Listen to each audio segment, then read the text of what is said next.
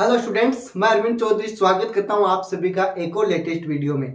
आज के इस वीडियो में हम बीएससी पार्ट फर्स्ट ईयर है उसका जो ऑर्गेनिक केमिस्ट्री का सेकंड पेपर होता है उसके बहुत ही मोस्ट इंपॉर्टेंट क्वेश्चन देखने वाले हैं। दोस्तों आपको बता दूं, मैं आपको 3 सालों से कंटिन्यू क्वेश्चन प्रोवाइड करवा रहा हूँ, तो उसमें से 80-85% कन्फर्म क्वेश्चन मिलते हैं और मैं ये भी आपको गारंटी के साथ कह सकता हूँ कि इस बार भी आपको क्वेश्चन मिलेंगे। और जैसे मैं पढ़ाऊंगा बताऊंगा आपको, वहां से पढ़ोगे तो आपके डेफिनेटली परसेंटेज इंक्रीज होंगे और अच्छे क्वेश्चन मिलेंगे एग्जाम में।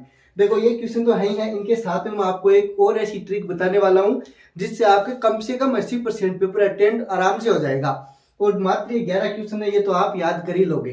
तो देखो पहला क्वेश्चन है हक्कल का नियम। हक्कल का जो रूल है वो बताना है और एरोमेटिसिटी बतानी है, एरोमेटिक था। हक्कल का रूल क्या आपको पता है, 4n+2π इलेक्ट्रॉन सिस्टम जो होता है वो उसका पालन करता है, वो हक्कल का रूल होता है। उसमें 4 आपकी और भी चीजें होती हैं, तो सारे के सारे पालन करें वो क्या होते हैं, एरोमेटिक यौगिक होते हैं ना।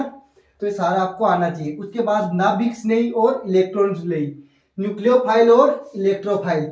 मतलब ये जो नाभिक स्नेही प्रतिस्थापन अभिक्रिया क्या होती है, इलेक्ट्रॉन स्नेही नाभिक स्नेही जो प्रतिस्थापन अभिक्रिया है वो सारी आपको देखनी है। बड़ा क्वेश्चन है, यहाँ पे ऐसे मत सोच देना कि एक लाइन में छोटा सा लिखा हुआ है। बड़ा क्वेश्चन देखना, आपको 6 नंबर का बड़ा मिल जाएगा। ठीक है, इलेक्ट्रोफाइल न्यूक्लियोफाइल क्या होते हैं, इलेक्ट्रॉन्स नहीं और नाभिक नहीं, प्रतिस्थापन अभिक्रिया क्या होती है उदाहरण सहित समझाइए। ये बड़ा क्वेश्चन है। उसके बाद में एक क्वेश्चन हो रहा है आगे, SN1 और SN2 रिएक्शन क्या है, अभिक्रिया क्या है। आपको छोड़नी बिल्कुल भी नहीं है, याद करके जानी है। उसके बाद भी बहुत ही इंपॉर्टेंट क्वेश्चन, बेयर विकृतिवाद सिद्धांत। जो आपका बेयर स्ट्रेन लो है सिद्धांत थ्योरी है वो आपको बतानी है। बहुत ही इंपॉर्टेंट हो जाता है क्वेश्चन। अगर लास्ट ईयर नहीं आया हुआ आपके तो इस बार पक्का आएगा, और ज्यादातर ये कंटिन्यू भी आ जाता है, तो छोड़ के तो बिल्कुल भी नहीं जाना। उसके बाद में मार्कोनिकोव और एंटी मार्कोनिकोव का नियम क्या है, आप देख लोगे पढ़ लोगे है ना लास्ट में। इसके बाद में क्वेश्चन, केला बंद बनाना बॉन्ड, जो एक बंद बनता है ना उसमें बी बोरोन के साथ में, वो वाला बताना आपको, केला बंद वाला बनाना बॉन्ड। प्रेरणिक प्रभाव इंडक्टिव इफेक्ट क्या है, आई से आप रिप्रेजेंट करते हो जिसको, अनुनाद रेजोनेंस बताना है। उसके बाद में किरेलता कायरलिटी क्या है, जैसे कायरल कार्बन सुना है ना, किरेल कार्बन। उसके बाद नेक्स्ट क्वेश्चन देखो, स्टेबिलिटी ऑफ एल्किन्स, जो एल्किन्स है उनका स्थायित्व बताना है। उसके बाद में एक आपकी क्वेश्चन दे रखा है जैसे कार्बोकेटाइन, कार्बोनाइन मुक्त मूलक फ्री रेडिकल क्या है, आप कार्बोकेटाइन क्या है। सारा जो आपके इंटरमीडिएट वगैरह बनता है ना बीच में, कार्बीन नाइट्रीन, सारे के सारे आपको देख लेने हैं। 4-5 आपके सिलेबस में दे रखे हैं वो, है ना। उसके बाद में हाइड्रोजन बंध क्या है, एच बॉन्ड। मध्यवर्ती इंटरमीडिएट्स क्या है, जैसे कि इंटरमीडिएट कौन कौन से बनते हैं, कार्बिन हो गया, नाइट्रीन हो गया, विलाइन हो गया, एराइन हो गया, है ना। उसके बाद में देखो बहुत ही इंपॉर्टेंट क्वेश्चन, संक्रमण अवस्था तथा मध्यवर्ती में अंतर। आपको डिफरेंस बताना है किसके किसके बीच में, ट्रांजिशन स्टेट और इंटरमीडिएट के बीच में आपको डिफरेंस बताना है। बहुत ही इंपॉर्टेंट क्वेश्चन हो जाता है ये। और एक कार्बिन नाइट्रीन ये जो बनते हैं ना, ये एग्जाम्पल आप रट के चले जाना, डेफिनेटली आपको एग्जाम में मिलने वाला है। आगे देखो एरिथ्रोबैक्टीरियो क्या है, भाई साहब बहुत ही ज्यादा इंपॉर्टेंट क्वेश्चन है, पक्का मिलेगा। ऐसे मान लो पेपर में छप गया है।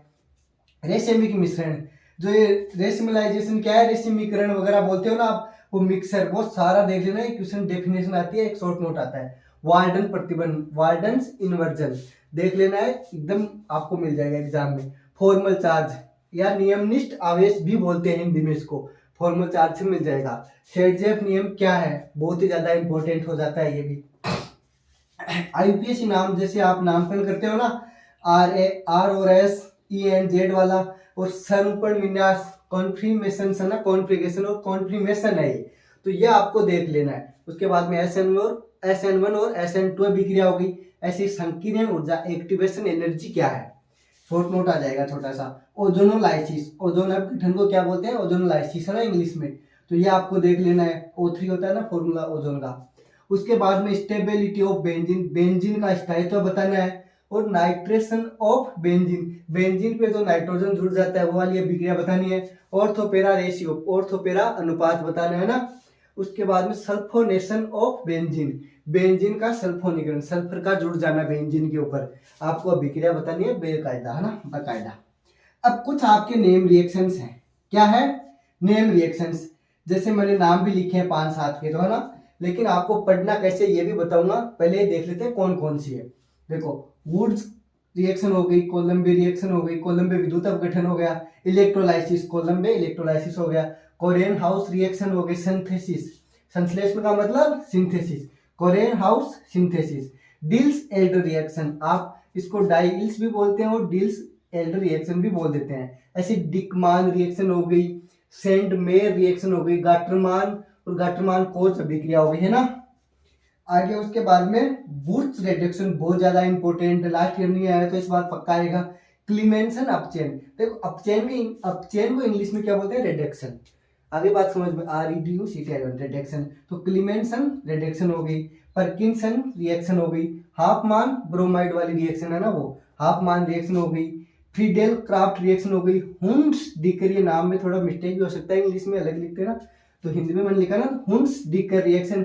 ऐसे DDT और BHC की फुल फॉर्म बता देनी आपको, डाइक्लोरो वगैरह ना, ऐसी कुछ, तो DDT की और BHC की मिल जाएगी एग्जाम में आपको। उसके बाद में बहुत ही मोस्ट इंपॉर्टेंट, देखो स्टार क्वेश्चन है, 1,3-ब्यूटाडाइईन है, उसकी आपको स्ट्रक्चर बतानी है, स्टेबिलिटी बतानी है, स्थायित्व है, संरचना, उसके बाद में उसकी रासायनिक प्रॉपर्टीज, रासायनिक गुण बताने हैं। बहुत इंपॉर्टेंट क्वेश्चन हो जाता है, आप छोड़ मत देना इस क्वेश्चन को, पक्का याद करके जाना है। उसके बाद में आइसोब्यूटेन वाला भी सेम ऐसा ही क्वेश्चन है, आइसोब्यूटेन का क्लोरोनीकरण, क्लोरीन का जुड़ना है, ऐसे ही ब्रोमीन का जुड़ना, Cl और Br का जोड़ना है किस पे, आइसोब्यूटेन पे।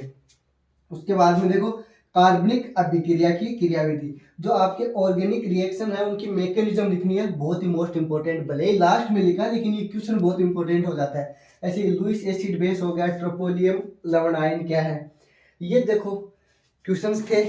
अब आपको पढ़ना कैसे और इनके अलावा क्या पढ़ना है, मैं आपको बता दूं कि आपका कम से कम 85% या 80% से अबव क्वेश्चन आपके एग्जाम में सेम टू सेम मिले। देखो सबसे पहले तो ये क्वेश्चन आपको देख लेने, अगर आप इनके अलावा कुछ भी नहीं पढ़ो तो भी आपके जैसे 34 नंबर का क्वेश्चन पेपर आएगा तो उसमें से 20 नंबर का 100% आ जाएगा, पहली बात तो ये है ना।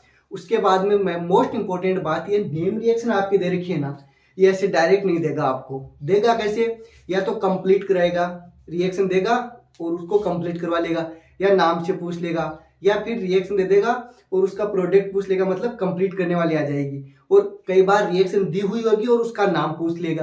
तो 2-3 तरीकों से आपको कैसे भी पूछ सकता है। तो अब इसको पढ़ोगे कैसे, सबसे पहले तो आप 3 या 4 साल के प्रीवियस ईयर के पीछे के पेपर ले लोगे, लेके बैठ जाओगे। उसके बाद में जो जो नेम रिएक्शन आई हुई है, जिस तरह से आई हुई है, सबको आप एक रजिस्टर लोगे, उसमें लिखोगे और पढ़ोगे।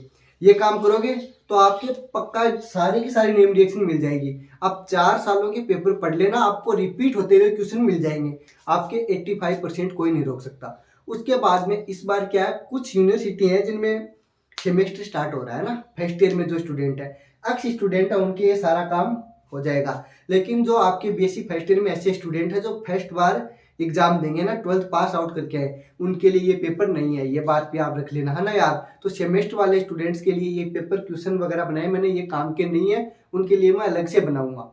सो अब आपको मैंने सब कुछ बता दिया है। अगर अब भी आपकी कोई डाउट है तो आप वीडियो के नीचे कमेंट करिए या फिर टेलीग्राम ज्वाइन कर लीजिए, उस पर आपको हमारी PDF मिल जाएगी इसकी। दूसरी बात, अगर व्हाट्सएप पे आप चाहते हो तो वो भी आपको नंबर स्क्रीन पे दिखाई दे रहे हैं, तो आप PDF भी ले सकते हो और आप इनको यहाँ से भी स्क्रीनशॉट ले सकते हो।